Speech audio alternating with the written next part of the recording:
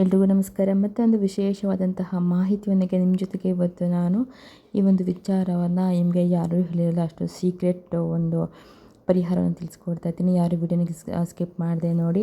ತುಂಬ ಜನರು ಈ ಒಂದು ಪಲಾವೆಲೆ ರೆಮಿಡಿಯನ್ನು ಮಾಡಿಕೊಂಡು ತಮ್ಮ ಕೋರಿಕೆಗಳನ್ನು ನಿರ್ವಹಿಸ್ಕೊಂಡಿದ್ದಾರೆ. ಇವತ್ತು ನಾವು ನೋಡುವಂತಹ ವಿಷಯ ಏನಪ್ಪ ಅಂತಂದರೆ, ನಮ್ಮ ಕಷ್ಟಗಳು, ನಮ್ಮ ಬಾಧೆಗಳು ಎಲ್ಲವೂ ಹೋಗಿ ನಮ್ಮ ಕೋರಿಕೆಗಳು ಏನು ನೆರವೇರಬೇಕು ಅಂದ್ಕೊಂಡಿರ್ತಾರಲ್ಲ, ಅದು ನಮಗೆ ನೆರವೇರಬೇಕು ಅಂತಂದರೆ ಈ ಒಂದು ಚಿಕ್ಕ ಪರಿಹಾರವನ್ನು ಮಾಡ್ಕೊಳ್ಳಿ. ಆಗೋದೇ ಇಲ್ಲ ಈ ವಿಷಯ ನಮಗೆ ಅಂತ ಯಾವುದಾದ್ರೂ ನಿಮಗೆ ಇತ್ತು ಅಂತಂದರೆ, ಕೇವಲ 7 ದಿನದಲ್ಲಿ ನೀವು ಒಂದೇ ಒಂದು ಸಾರಿ ಇದನ್ನು ಮಾಡಿಕೊಂಡ್ರೆ ಸಾಕು. ಖಂಡಿತವಾಗಿಯೂ ನಾನು ಹೇಳುವಂತಹ ಈ ಒಂದು ನಂಬರನ್ನು ನೀವು ಬರ್ಕೊಂಡ್ಬಿಟ್ರೆ ಸಾಕು. ನೀವು ಏನೇ ಕೇಳಿದ್ರು ಕೂಡ ಅದು ನಿಮಗೆ ಕೇವಲ 7 ದಿನದಲ್ಲಿ ಸಿಗುತ್ತೆ. ತುಂಬ ಜನ ಇದನ್ನು ಮಾಡಿಕೊಂಡಿದ್ದಾರೆ. ನಾವು ಯಾವುದೇ ಒಂದು ಕೆಲಸ ಮಾಡೋದಕ್ಕಿಂತ ಮುಂಚೆ ನಮ್ಮ ಕುಲದೇವರು, ನಮ್ಮ ಇಷ್ಟ ದೇವರು, ನಿಮ್ಗೆ ಯಾವ ದೇವರು ಇರಬೇಕೋ ಆ ದೇವರನ್ನು ನೀವು ಪ್ರಾರ್ಥನೆಯನ್ನು ಮಾಡಬೇಕು. ಅಥವಾ ನೀವು ನಂಬುವಂತಹ ಯಾವುದೇ ದೇವರು ಇರ್ಬೋದು, ವಾರಾಹಿ ಇರ್ಬೋದು, ರಾಯರೇ ಇರ್ಬೋದು, ಸಾಯಿ ಬಾಬಾ ಇರ್ಬೋದು, ದುರ್ಗಾ ಪರಮೇಶ್ವರಿ ಇರ್ಬೋದು. ಹೀಗೆ ನಿಮ್ಮ ಇಷ್ಟ ದೇವತೆಗಳು, ನಿಮ್ಮ ಕುಲದೇವರನ್ನು ನೆನೆಸ್ಕೊಂಡು ನೀವು ಅವರನ್ನು ನಂಬಿ ನಾವು ಏನೇ ಒಂದು ಕೆಲಸ ಮಾಡಿದ್ರೂ ಅದು ಖಂಡಿತವಾಗಿ ನಿಮಗೆ ಸಕ್ಸಸ್ ಸಿಗುತ್ತೆ ಅಂತ ಹೇಳಿ ಒಂದು ನಂಬಿಕೆ. ಇನ್ನು ಇವತ್ತಿನ ನಾನು ಹೇಳುವಂತಹ ಈ ಒಂದು ಬೆಸ್ಟ್ ರೆಮಿಡಿ ತಿಳಿಸ್ತೀನಿ. ನಾನು ಹೇಗೆ ಈ ಒಂದು ರೆಮಿಡಿಯನ್ನು ಮಾಡಬೇಕು ಅಂತ ಹೇಳ್ತೀನೋ ನೀವು ಅದೇ ರೀತಿಯಾಗಿ ಮಾಡಬೇಕು.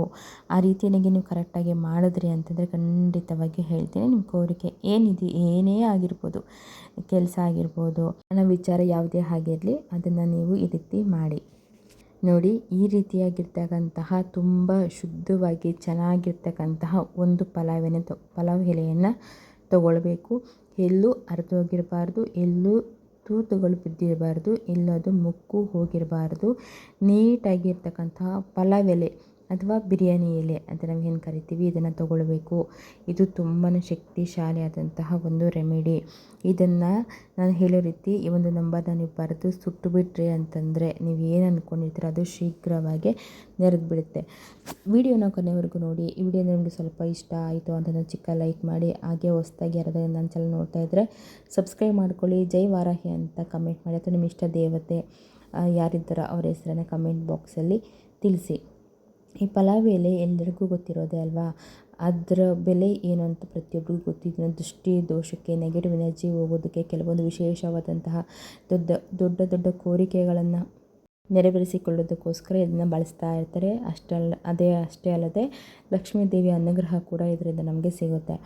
ಒಂದು ಪಲಾವ್ ಎಲೆಯನ್ನು ತೊಗೊಂಡು ಚೆನ್ನಾಗಿರೋದು, ನಾನು ಹೇಳ್ತೀನಲ್ಲ ಈ ರೀತಿಯಾಗಿರ್ತಕ್ಕಂಥ ಒಂದು ಪಲಾವ್ ಎಲೆಯನ್ನು ತೆಗೆದುಕೊಂಡು ಇದ್ರ ಮೇಲೆ ನೀವು ನಾನು ಹೇಳುವಂತಹ ಈ ನಂಬರ್ನ ಬರೀಬೇಕು.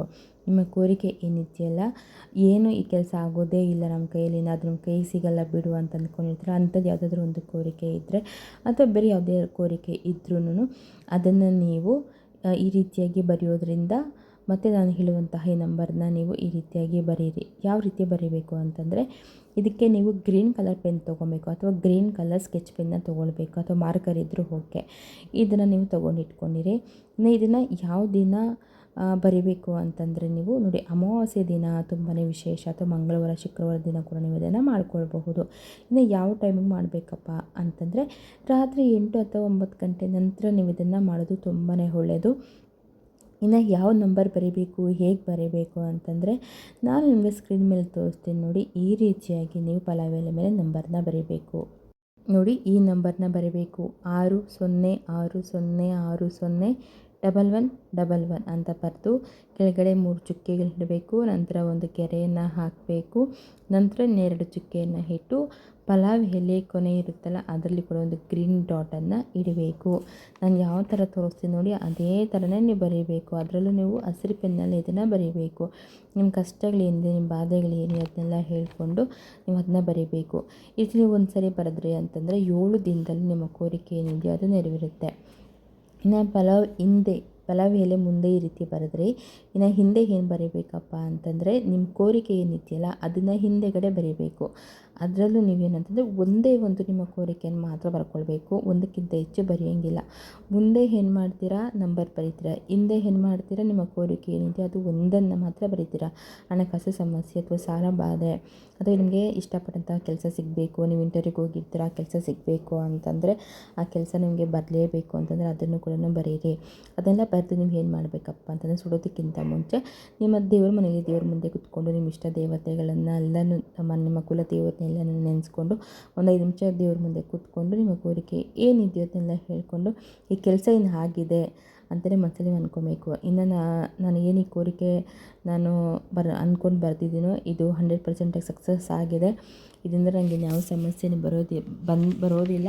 ಸಂಪೂರ್ಣವಾಗಿ ಈ ಒಂದು ಕೋರಿಕೆ ನೆರವೇರಿದೆ ಅಂತಲೇ ಹೇಳಿಕೊಂಡೆ ನೀವು ಇದನ್ನು ಈ ರೀತಿಯಾಗಿ ನೀವು ಸುಡಬೇಕಾಗುತ್ತೆ. ಯಾವ ರೀತಿ ಸುಡಬೇಕು ಅಂತಂದರೆ ಕೆಳಗಡೆ ಒಂದು ಪೇಪರ್ನ ಇಟ್ಕೊಂಡಿರಿ, ಒಂದು ದೀಪವನ್ನು ಹಚ್ಕೊಳ್ಳಿ ಅಥವಾ ಒಂದು ಕ್ಯಾಂಡಲ್ ಇದ್ರೂ ಅಷ್ಟೇ ಅದನ್ನ ಇಟ್ಕೊಳ್ಬೇಕಾಗುತ್ತೆ. ಅದನ್ನ ಇಟ್ಕೊಂಡ್ಬಿಟ್ಟು ನೀವು ದೀಪ ಅಥವಾ ಕ್ಯಾಂಡಲ್ನ ಇಟ್ಕೊಂಡು ನೋಡಿ ಈ ರೀತಿಯಾಗಿ ನೀವು ಕೈಯಲ್ಲಿ ಇಟ್ಕೊಂಡು ಅದು ಸುಡ್ತಾ ಇರಬೇಕು. ನೀವು ಅದನ್ನು ನೋಡಿಕೊಂಡು ನಿಮ್ಮ ಕೋರಿಕೆಗಳೆಲ್ಲನೂ ನೆರವೇರ್ಬಿಟ್ಟಿದೆ, ನನಗೆ ಯಾವ ಸಂಕಷ್ಟವೂ ಇಲ್ಲಪ್ಪ, ಎಲ್ಲ ರೀತಿಯಾಗಿ ನನ್ನ ಏನಿದೆ ಅದೆಲ್ಲ ನೆರವೇರಿಕೊಟ್ಟಿದ್ದಕ್ಕೆ ನಿಮಗೆ ಧನ್ಯವಾದಗಳು ಅಂತೇಳಿ ಪಾಸಿಟಿವ್ ಆಗಿ ನೀವು ಥಿಂಕ್ ಮಾಡಬೇಕು.